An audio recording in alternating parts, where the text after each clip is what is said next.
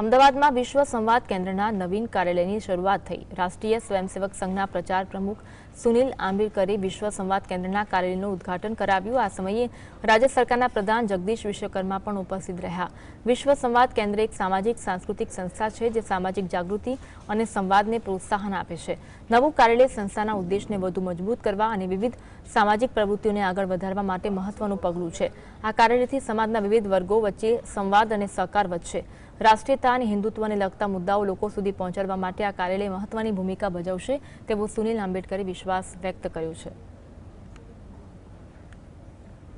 देश भर में या गुजरात में जो अच्छी घटनाएं होती है, अच्छे काम होते हैं, उनको सभी तक ले जाने का एक विचार है। हिंदुत्व के बारे में, राष्ट्रीयत्व के बारे में जो विचार आते हैं और कई बार उस पर भ्रम भी फैलाया जाता है, तो उनसे लोगों को मुक्त करना और जो वास्तविक विचार है वो लोगों तक ले जाना है, इसका प्रयास विश्व संवाद केंद्र करता है।